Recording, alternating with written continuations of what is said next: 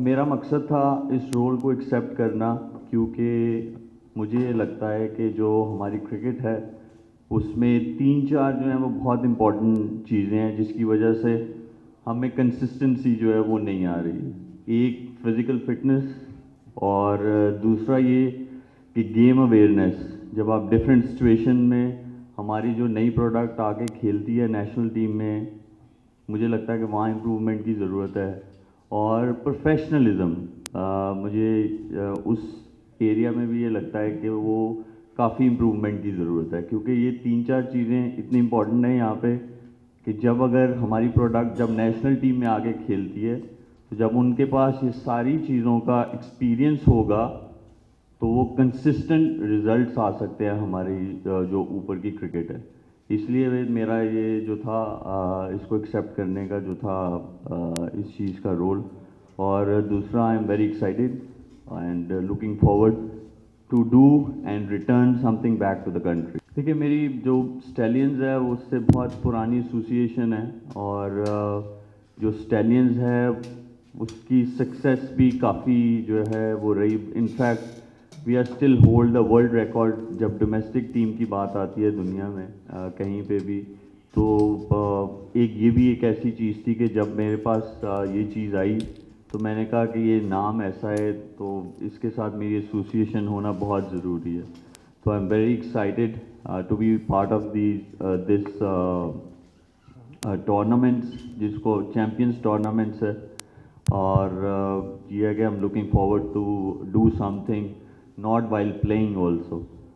आपको सिर्फ शायद यही चीज़ पता है, आप पूरा होमवर्क नहीं करके आए कि इसमें सिर्फ 25-26 साल वाले नहीं हैं, इसमें अंडर 19 वाले भी बहुत सारे ऐसे क्रिकेटर्स हैं जो 35 प्लेयर्स में होंगे। तो ये सिर्फ 25-26 साल के नहीं हैं। और दूसरी बात आपने की राहुल द्रविड़, या वो आपको पता है वो कितना चार्ज करते हैं? आपको बिल्कुल आइडिया नहीं है। और देखिए, ये हर इंसान का हक है, अगर आप यहाँ आके बैठे हैं तो आप भी सैलरी ले रहे हैं ना अपने चैनल से। तो कोई भी जो है प्रोफेशनलिज्म, मैंने कहा कि वो मिसिंग है हमारी क्रिकेट में। तो प्रोफेशनलिज्म में ये भी चीज़ आती है कि हमें बजाय एक दूसरे से ये सोचने के कि जी इसको क्या मिल रहा है, इसको क्या मिल रहा है, इसीलिए तो हम एज अ नेशन भी नहीं आगे जा पा रहे, क्योंकि हम दूसरे की तरफ देख रहे हैं। जो हमें अल्लाह ताला ने टैलेंट दिया हम उसको जस्टिफाई नहीं करते अपने साथ। तो रादर थिंकिंग अबाउट दैट, एक अच्छी चीज़ होने जा रही है। We all should be supporting each other. थोड़ा सा टफ टाइम ज़रूर होता है। और रही बात, आपने एक और वो बोला कि ऊपर वाली सतह पे, ये ऊपर वाली सतह नहीं है, इसमें सारे नीचे के जो क्रिकेटर्स हैं वो हैं।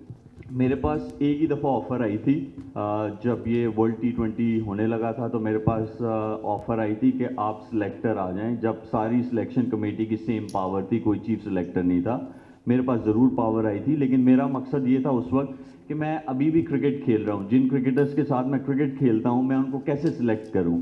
मेरा नहीं बनता कि आप क्रिकेट भी खेल रहे हो और फिर आप सिलेक्शन कमेटी में भी आ जाएं।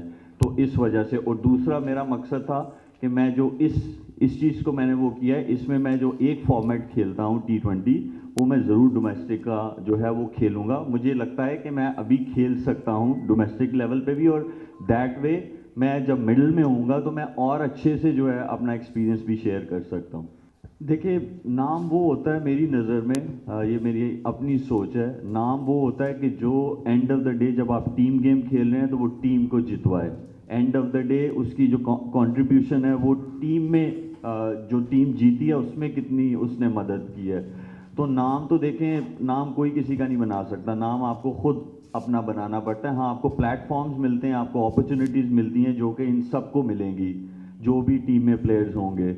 और आगे उन्होंने क्या बनना है या कितना कंसिस्टेंट रहना है ये उन पे चला जाता है। बट एज आई सेड कि जब अपॉर्चुनिटीज़ होंगी तो वो ज़रूर जो है उनको मिलेगी। रही बात मेरी रिटायरमेंट की, तो मैं ऑलरेडी बोल चुका हूँ कि मेरी कोई दिलचस्पी नहीं है पाकिस्तान क्रिकेट टीम में खेलने की। 2 फॉर्मेट्स में, टेस्ट में और ODIs में मैं रिटायरमेंट ले चुका हूँ। ये टेस्ट में मैंने 2015 में ली थी और ODIs में मैंने 2019 में ली थी।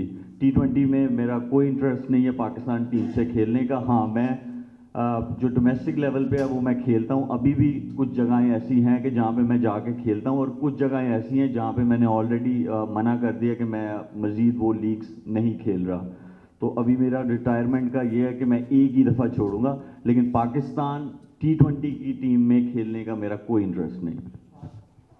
देखिए, इसमें अच्छा कॉम्बिनेशन इस तरह बनेगा कि यंगस्टर्स भी होंगे, जिसमें अंडर 19 वाले भी होंगे, फिर एक बैच आप ऊपर आ जाएं जैसे अंडर 23 वाला होता है वो होता है, फिर नेशनल टीम के जो प्लेयर्स हैं वो होंगे, तो एक अच्छा कॉम्बिनेशन होगा। इसको जो डिवाइड किया जा रहा है वो होगा 35 प्लेयर्स के बीच में, ताकि वो एक टीम में 35 प्लेयर्स होंगे। और दूसरी बात यह है कि आपका दूसरा सवाल क्या था?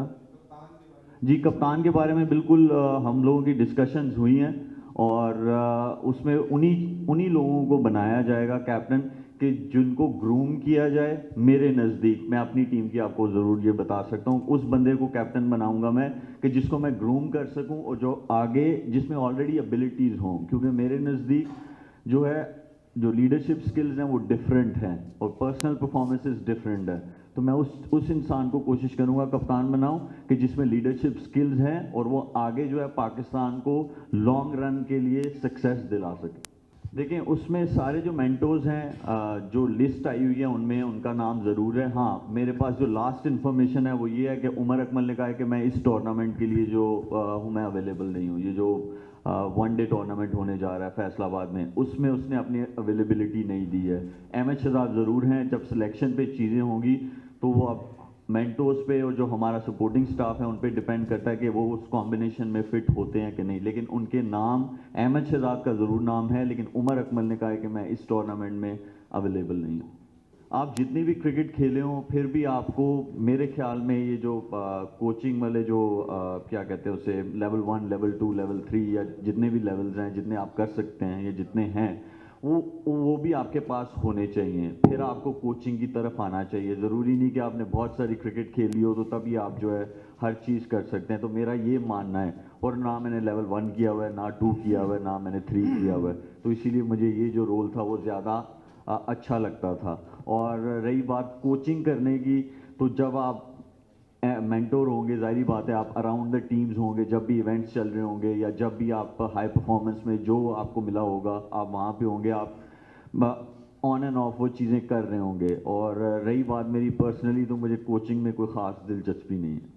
देखिए, बेनिफिट ज़रूर होगा, लेकिन जो इस टूर्नामेंट का मेन इनकाद करने का जो मकसद है वो ये है कि जो बीच में गैप है हमारी डोमेस्टिक क्रिकेट का और इंटरनेशनल क्रिकेट का, उसको किसी तरह कम किया जाए, ताकि जब हमारा डोमेस्टिक का या जो हमारी नई प्रोडक्ट खेलती है नेशनल टीम में, तो वो ऑलरेडी उसमें बहुत ज़्यादा फ़र्क नहीं नज़र आना चाहिए। अगर हम दुनिया की क्रिकेट की बात करें, जब उनका डोमेस्टिक का कोई प्लेयर आता है तो वो इतना फ़र्क नहीं नज़र आता, और वो पुराने प्लेयर्स में जब नेशनल टीम में खेलता है तो वो भी इतना फ़र्क नहीं नज़र आता। लेकिन हमारे यहाँ पे थोड़ा सा है, तो वो जो एक हला है उसको कम करने के लिए जो चैम्पियन टूर्नामेंट्स हैं इनका जो है इनकाद होने जा रहा है। ये जो इवेंट्स होने जा रहे हैं ये 1 साल के लिए या एक इवेंट नहीं है। ये अभी जो होने जा रहा है वो 3 साल के लिए है, और जब ये नहीं भी खेल रहे होंगे, जब भी फ्री होंगे, तो ये ऐसा नहीं होगा अपने घरों को चले जाएंगे। हाँ, गैप्स इनको ज़रूर मिलेंगे, क्योंकि आपको ऑफ टाइम मिलना चाहिए, किसी भी एथलीट को ऑफ टाइम मिलना चाहिए, लेकिन इनके साथ थ्रू आउट द ईयर काम हो रहा होगा उनकी फिजिकल फिटनेस पे, उनकी स्किल पे, और उनकी मेंटल हेल्थ जो है वो बहुत ज़रूरी होती है। अगर आप कि मेंटल हेल्थ जो है वो डाउन है, आप जितना मर्जी स्किल पे काम कर ले, कुछ नहीं हो सकता। अगर आप फिजिकली फुली जितने भी फिट हो, अगर आप आपको जो है मेंटल हेल्थ के प्रॉब्लम्स हैं, जिसमें हज़ार किस्म की हमारे यहाँ पे चीज़ें हैं जो लेफ़्ट एंड राइट फैमिलीज़ में चलती हैं, इस तरह की चीज़ें, तो हर चीज़ पे काम होगा ताकि आपकी जब प्रोडक्ट खेले नेशनल टीम में आके तो वो बिल्कुल रेडी हो हर चीज़ के लिए। तो कोई भी इवेंट्स जो हैं वो हमेशा जो है आपको फ़ायदा देंगे, और जो ऐसे इवेंट्स हैं वो आप लोगों के सामने ही होंगे, टीवी पे मैचेस आएंगे, आप लोगों के सामने भी जो टैलेंट है वो नज़र आएगा, और उनको कंसिस्टेंटली जो है वो चांसेस मिलेंगे। देखें, अब जो भी पिक्चर है हमारे सामने है, अगर हम उसी को ही बहुत ज़्यादा जो है निचोड़ते रहेंगे, उन्हीं को हम लोग जो है बुरा भला बोलते रहेंगे, तो हम आगे कभी भी नहीं जाएंगे। तो जो भी है वो हमारे सामने है, वो चाहे हमारी डोमेस्टिक क्रिकेट हो, चाहे हमारी नेशनल टीम हो। और नेशनल टीम जो है उसमें बहुत अच्छे अच्छे प्लेयर्स हैं। हमें जो इंडिविजुअल परफॉर्मेंसेज हैं वो तो मिलती हैं, लेकिन हमें एक जो यूनाइट होकर परफॉर्मेंस जो है वो नहीं आ रही है, जिसकी वजह से हम वो जो विनिंग लाइन है वो नहीं पार हो पा रही है। तो देखिए ये सारे जो थोड़ी ऐसी चीज़ें नहीं है कि आपको बिल्कुल स्क्रैच से शुरू करने की ज़रूरत है, ऐसा बिल्कुल भी नहीं है। आपकी ऑलरेडी चीज़ें रेडी हैं, सिर्फ उनको ये है कि उनको और निखारना है ताकि कंसिस्टेंटली रिजल्ट्स आए। वो जो फ्लक्चुएशन आती है उसमें कंसिस्टेंसी आए।